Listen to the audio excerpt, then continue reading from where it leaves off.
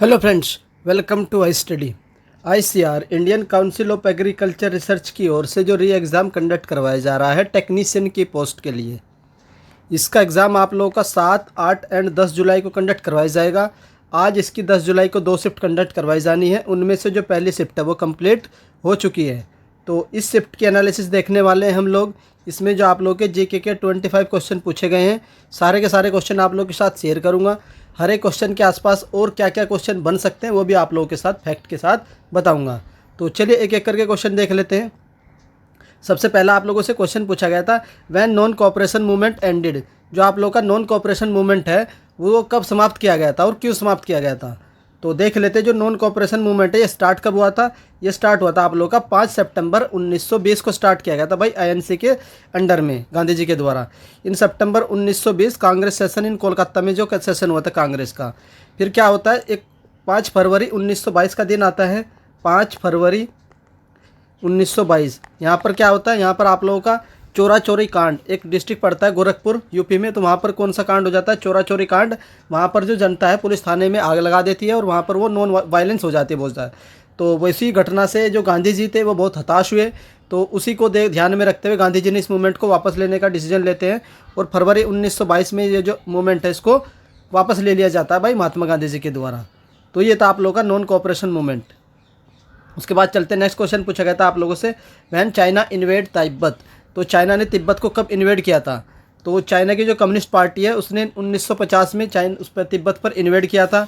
उसके बाद क्या था, तिब्बत पर जो वहाँ के जो दलाई लामा थे वो कब भागे थे वहाँ से, 1959 में 10,000 लगभग कितने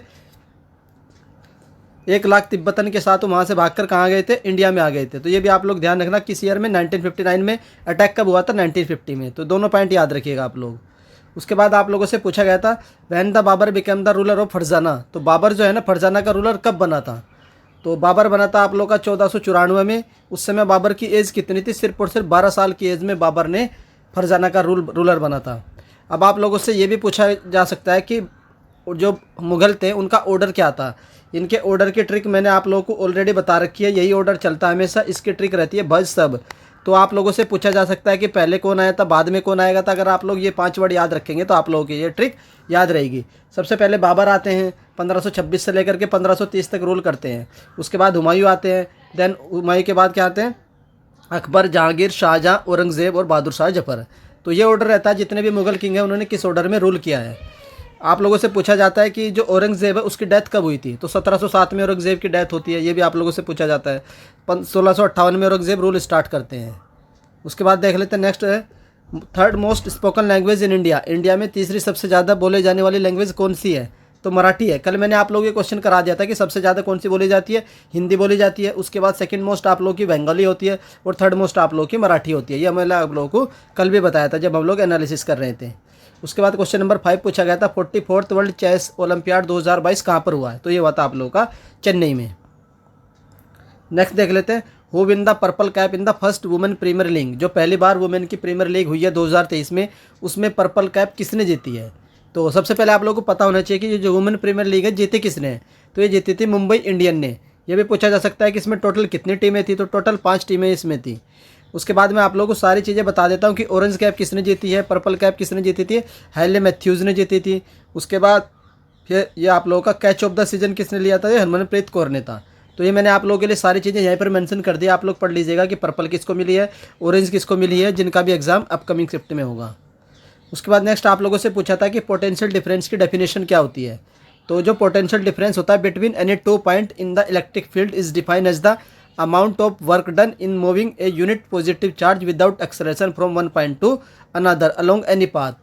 तो चार्ज को मूव करने के लिए एक पॉइंट से दूसरे पॉइंट के बीच में किसी भी इलेक्ट्रिक फील्ड में जितना अमाउंट ऑफ वर्क लगता है उसे ही क्या बोलते हैं, हम पोटेंशियल डिफरेंस बोलते हैं। इसको डिनोट करते हैं डीवी से और इसकी यूनिट होती है वोल्ट। तो ये भी आप लोग याद रखिएगा।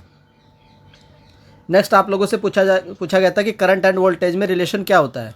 तो आप लोगों को पता होगा वी प्रोपोर्शनल टू आई होता है। तो the relationship between the voltage current and resistance is an electric circuit is described by Ohm law is directly proportional to the voltage. जो आप लोगों का करंट होती है वोल्टेज के डायरेक्टली प्रोपोर्शनल होती है। जब हम इसे हटाते हैं तो वी इज इक्वल टू आ जाता है आई आर, और आर होता है यहाँ पर रेजिस्टेंस। नेक्स्ट आप लोगों से पूछा था जो रेजिस्टेंस होता है उसको किससे डिनोट करते हैं। तो रेजिस्टेंस को डिनोट करने का जो वर्ड होता है या तो कैपिटल आर होता है, कई बार ये भी रहता है ओमेगा। तो आप लोगों से जो भी वर्ड दे रखा होगा आप लोग उसी से आप लोगों का करेक्ट हो जाएगा। तो ये था रेजिस्टेंस वाला। उसके बाद आप लोगों से पूछा विच bond present in the C2H6। तो C2H6 में कौन सा बॉन्ड प्रेजेंट होता है, एथिलीन में कौन सा बॉन्ड होता है, तो इसमें होता है आप लोगों का कोवेलेंट बॉन्ड।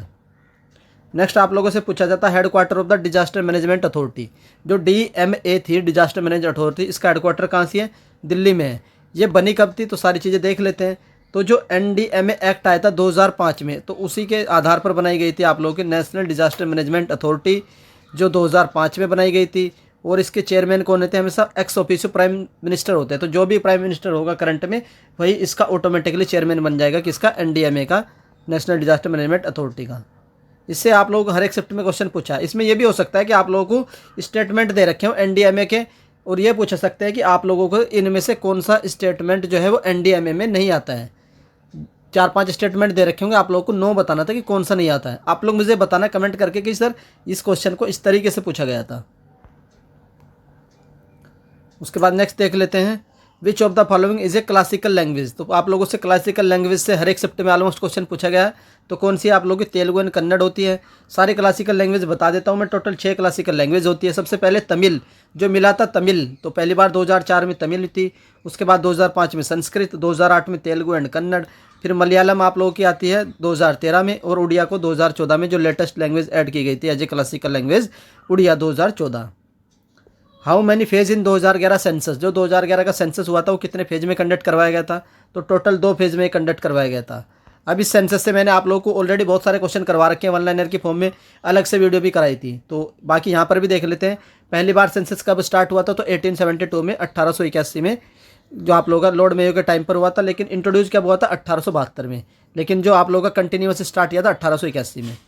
उसके बाद आप लोगों से पूछा जाता है कि 2011 का जो सेंसस है इंडिया का 15वां है और 7वां था इंडिपेंडेंस के बाद। मोटो क्या था इसका, अवर सेंसस अवर फ्यूचर था।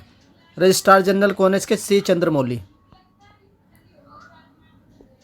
Image form and the object put on the focus in the concave mirror. तो कनकेव मिरर के अगर फोकस पर ऑब्जेक्ट रखा जाता है तो उसकी इमेज कहाँ पर बनती है, तो कनकेव मिरर के जहाँ से भी क्वेश्चन बन सकते हैं। मैंने आप लोगों के लिए सारे यहाँ पर इंक्लूड कर दिए हैं, पहले भी मैं आप लोगों को ये पिक दिखा चुका हूँ। ऑब्जेक्ट जहाँ पर होगा इमेज कहाँ पर बनेगी, अगर इन्फिनिटी पर होगा तो उसका जो इमेज है वो कहाँ पर बनेगी, एट द प्रिंसिपल फोकस पर बनेगी।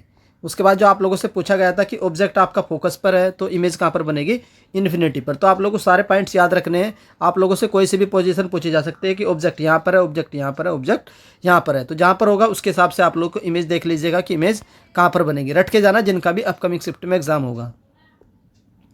फिर आप लोगों से पूछा गया था statement related to Kesari book. तो जो केसरी बुक है इसके ऊपर कुछ स्टेटमेंट दे रखे थे।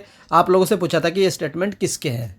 तो केसरी क्या आती है, एक मराठी न्यूज़पेपर था जो कब पब्लिश किया गया था, 1881 में। किसके द्वारा, prominent leader of India independence movement Lokmanya बाल गंगाधर तिलक। मोस्ट इंपोर्टेंट पूछा जाता है। और ये भी याद रखना कि मांडले जेल में कौन गए थे, तिलक गए थे। ये भी आप लोगों से पूछा जाता है। होम रूल लीग जो मूवमेंट है एनी बेसेंट के साथ किसने स्टार्ट किया था, वो भी बाल गंगाधर तिलक जी ने स्टार्ट किया था। तो इतने सारे। और जो आप लोगों का महाराष्ट्र में फेस्टिवल जो होता है आप लोगों का गणेश वाला, वो किसने स्टार्ट किया था, वो भी तिलक जी ने स्टार्ट किया था। नेक्स्ट आप लोगों से पूछा था वर्ल्ड वाटर डे कब ऑब्जर्व किया जाता है, तो 22 मार्च को ऑब्जर्व किया जाता है। इसकी थीम आप लोगों से पूछी जा सकती है, accelerating the change to solve the water and sanitation crisis. ये इसकी थीम थी 2023 वाली। पहली बार वर्ल्ड वाटर डे कब मनाया गया था, तो 22 मार्च 1993 को मनाया गया था। आप लोगों को याद रखना कि अर्थ डे कब मनाया जाता है, तो 22 अप्रैल को मनाया जाता है आप लोगों का अर्थ डे। तो कुछ भी आप लोगों से पूछ सकते हैं। नेक्स्ट आप लोगों से पूछा जाता है कि इंडियन गवर्नमेंट एक्ट कब पास हुआ था, तो 1935 में पास हुआ था। इसके आप लोगों को स्टेटमेंट दे रखे होंगे कि कौन से स्टेटमेंट इसमें नहीं था। तो इसमें जो जो चीज़ें थी मैं आप लोगों को सारे लिख के बता देता हूँ। सबसे जो मोस्ट इंपॉर्टेंट फीचर था इसका, इसमें क्या था, बाई कैमरल जो था लेजिस्लेचर उसको इंट्रोड्यूस किया गया था।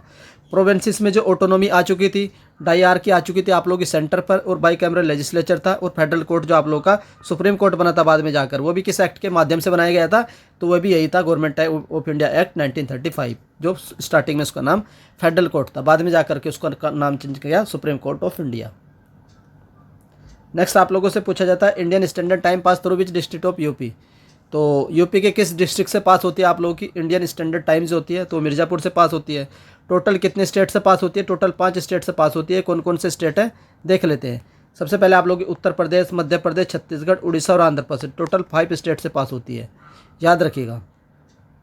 उसके बाद आप लोगों से पूछा था कि डेविड वार्नर ने IPL 2023 में कितने रन बनाए हैं टोटल आज तक। तो आप लोगों को पता ही है ऑस्ट्रेलिया के प्लेयर है, 176 मैच खेल चुके हैं, तो इन्होंने जो रन बनाए हैं 6397 रन बनाए हैं। एवरेज कितना है इनका 41.54 है।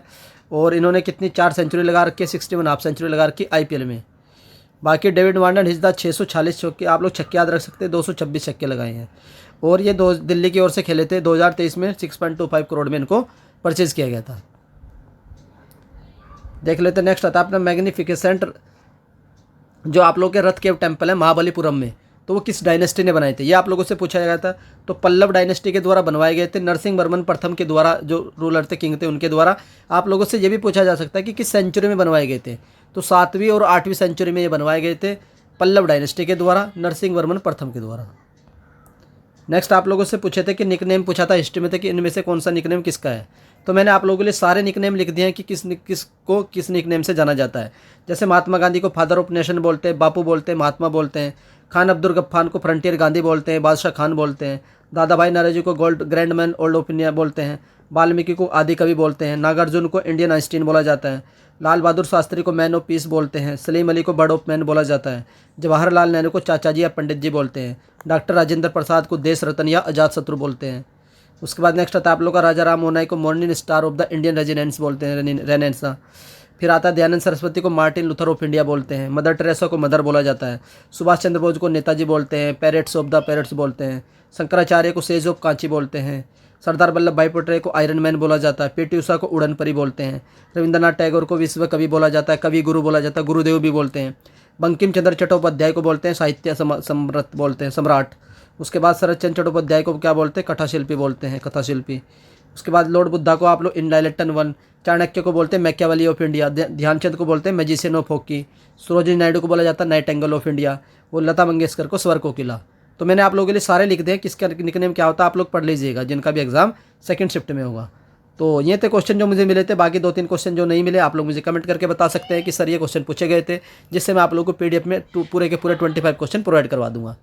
I hope high study channel की ओर से की जा रही एनालिसिस आप लोग को पसंद आ रही होगी। अगर आप लोग को पसंद आ रही है तो आप लोग वीडियो को लाइक कर सकते हैं, और अगर चैनल पर फर्स्ट टाइम विजिट कर रहे हो तो चैनल को सब्सक्राइब कर लीजिए। अपकमिंग शिफ्ट होगी सेकंड शिफ्ट, उसकी भी एनालिसिस हाई स्टडी चैनल से आप लोग को मिल जाएगी। इसका PDF आप लोग को टेलीग्राम ग्रुप में मिलेगा, और टेलीग्राम ग्रुप का लिंक आप लोगों को इस वीडियो के डिस्क्रिप्शन में मिल जाएगा, या फिर आप लोग @HighStudyHS सर्च करके भी टेलीग्राम ग्रुप में ऐड हो सकते हो। 6000 मेंबर ऑलरेडी ऐड हो चुके हैं, तो वहाँ से आप लोगों को इसकी PDF मिल जाएगी। तो वीडियो देखने के लिए धन्यवाद, थैंक यू।